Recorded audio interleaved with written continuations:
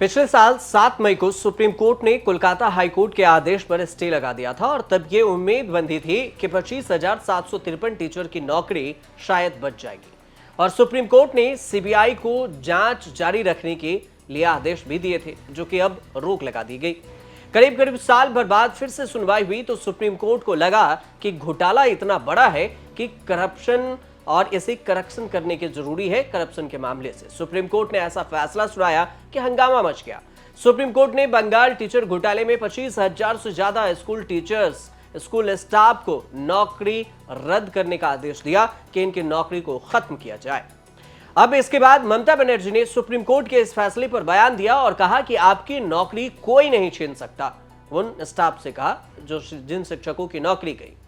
तो वहीं अब लोकसभा में नेता प्रतिपक्ष राहुल गांधी हैं, उन्होंने शिक्षकों के समर्थन में राष्ट्रपति द्रौपदी मुर्मू को पत्र लिखा है। उन्होंने पत्र लिखकर पश्चिम बंगाल में शिक्षक की भर्ती को लेकर जो चल रहे विवाद है उसमें दखल देने की मांग की है। सुप्रीम कोर्ट के फैसले पर अगर कोई दखल दे सकता है तो वो है राष्ट्रपति, और शायद यही वजह है कि राहुल गांधी जानते हैं कि सुप्रीम कोर्ट के फैसले पर राष्ट्रपति अगर दखल दे तो फिर मामला सुलट सकता है। राहुल गांधी ने सोशल मीडिया प्लेटफॉर्म एक्स पर एक पोस्ट किया और इस पोस्ट में राहुल गांधी ने लिखा, अपने लंबे चौड़े पोस्ट में उन्होंने लेटर भी शेयर किया है। कहा कि मैंने भारत के राष्ट्रपति द्रौपदी मुर्मू को पत्र लिखकर पश्चिम बंगाल में हजारों जो योग्य स्कूली टीचर्स हैं इस मामले में उनको हस्तक्षेप करने की बात कही है, जिन्होंने न्यायपालिका द्वारा शिक्षक भर्ती प्रक्रिया को रद्द करने के बाद अपनी नौकरी खो दी थी। दोनों फैसलों में यह पाया गया कि कुछ उम्मीदवार बेदाग थे, जिनमें से कुछ थे और इनको बेदाग वाले को भी इनमें से जो दागी थे उनके साथ जोड़ दिया गया। दागी और बेदाग दोनों की तरह के टीचर्स अपनी नौकरी खो दिए हैं, इसलिए राष्ट्रपति से अनुरोध है कि इस पर ध्यान दें।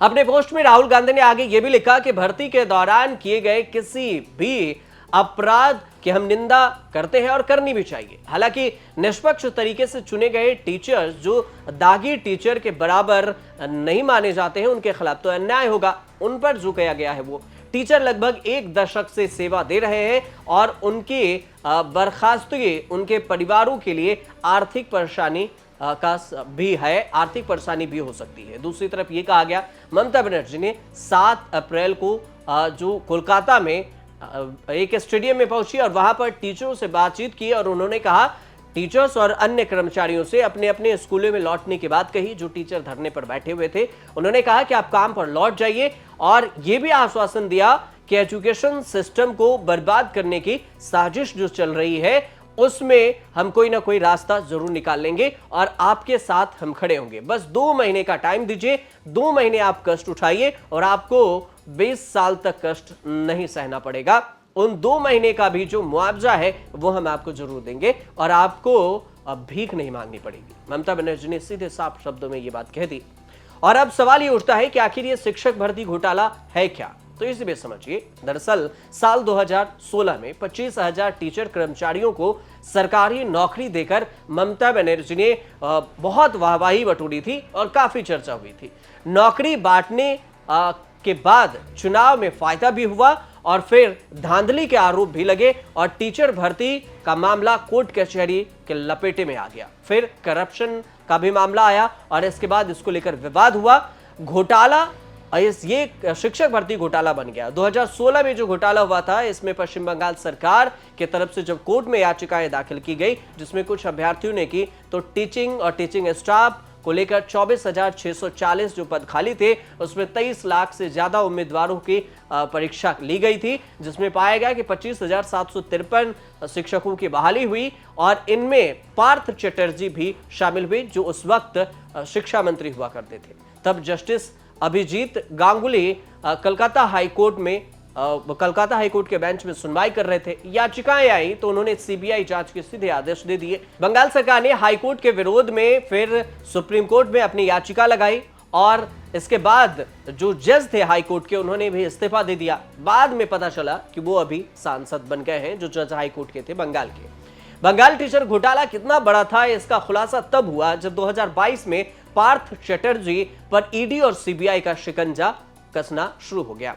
उसके बाद आया कि ये नाम उछला एक मॉडल का जिसमें करीबी माना जाता है पार्थ चटर्जी का, और ईडी भर्ती इसमें यह भी कहा गया कि शिक्षक भर्ती घोटाले में जिसका नाम आया उसमें 23 जुलाई 2022 को गिरफ्तार किया गया उन्हें और पार्थ चटर्जी को, और फिर से यह समझ में आया कि यह घोटाला कितना बड़ा था। जो मॉडल की बात कर रहे थे इसमें अर्पिता मुखर्जी का भी जिक्र आया। अकेले अर्पिता मुखर्जी के घर पर 49 करोड़ रुपए कैश बरामद हुए और करोड़ों की ज्वेलरी की भी बरामदगी हुई। अब घोटाले के आरोप लगने के बाद पार्थ चटर्जी का मंत्री पद भी गया और इसके अलावा गिरफ्तारी भी हुई। आरोप यह भी लगा कि टीचर्स की नौकरी के बदले में 15-15 लाख रुपए उन्होंने घूस के तौर पर ली। घोटाले में अमाउंट 4000 करोड़ रुपए मानी गई। अब नौकरी देने में धांधली का खुलेआम और खुलासा तब हुआ जब एसएससी में नौकरी पाने वाले उम्मीदवार की पूरी लिस्ट निकाली गई और हाईकोर्ट के कहने से भी फुल लिस्ट नहीं निकली थी, और जो निकली लिस्ट उसमें यह पता चला कि एग्जाम में मार्किंग के बजाय में जो मार्क दिया गया था वो कुछ ज्यादा था, किसी में कम था।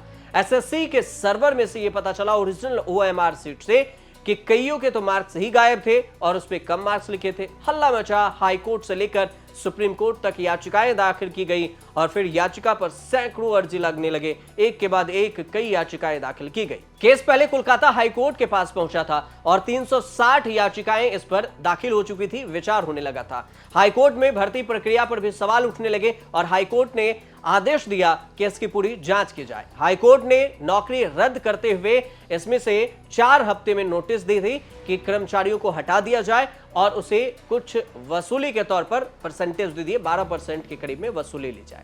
इसके बाद मामला सुप्रीम कोर्ट पहुंचा। संजीव खन्ना है चीफ जस्टिस और इससे पहले चंद्रचूड़ थे। चंद्रचूड़ ने भी हाईकोर्ट के फैसले की बात कही थी, लेकिन तब इसे आगे एक्सप्लोर करने के लिए भेज दिया गया था कि इसमें और भी कुछ आइडिया लाइए और इसमें पता कीजिए ईडी सीबीआई के द्वारा कि क्या कुछ धांधली हुआ है, लेकिन तब नहीं हुआ था और चंद्रचूड़ रिटायर हो गए। इसके बाद आए नए संजीव खन्ना सीजेआई और बंगाल सरकार की याचिका के अलावा 123 याचिकाएं और भी सुप्रीम कोर्ट में तब लग गई थी और पिछले साल ही मई में सुप्रीम कोर्ट ने हाई कोर्ट के आदेश पर स्टे लगा दिया था।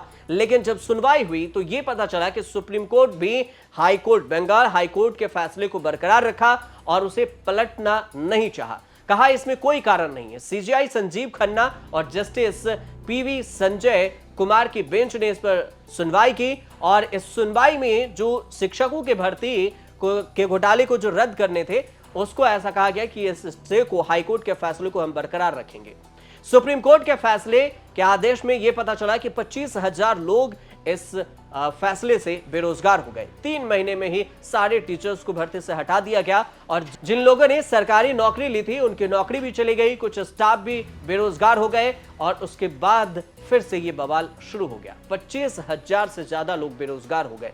25,000 में कितने बहाली हुई, कितने घोटाले हुए, ये भी रहस्य बना हुआ है कि कितने करोड़ की घोटाले हुए, लेकिन 25 से 20% करीब 53,000 घोटाले की बात हो रही है। एसएससी के कोटे में एक और जो 4,327 बहालियां हुई थी उसका डेटा भी आया और बंगाल सरकार ने सुप्रीम कोर्ट में जो एफिडेविट दिया उसमें 8,000 बहाली में घोटाले का डेटा दिया गया था। लेकिन सुप्रीम कोर्ट ने 25,000 शिक्षकों के बहाली में घोटाले की बात कही और 25,000 शिक्षकों स्टाफ को सीधे रद्द करने की बात कह दी कि उनकी नौकरी खतरे में है। अब इसी को लेकर पश्चिम बंगाल के ममता बनर्जी भी डटी हुई हैं और अब राहुल गांधी ने भी लेटर लिखा है राष्ट्रपति को। अब देखना दिलचस्प ये होगा कि चुनाव से पहले ममता बनर्जी को सुप्रीम कोर्ट ने एक बड़ा झटका तो दे दिया है, लेकिन सुप्रीम कोर्ट के जो फैसले हैं उसमें राष्ट्रपति क्या कुछ सुनती है, क्या कुछ एक्शन लेती है, क्या इसमें कुछ हस्तक्षेप करती हैं या फिर हस्तक्षेप नहीं करेंगी। आने वाले समय में इस पर कुछ अपडेट आएगा तो हम आपको जरूर बताएंगे। फिलहाल आप हमारे साथ जुड़े रहिए और देखते रहिए न्यूज़ तक।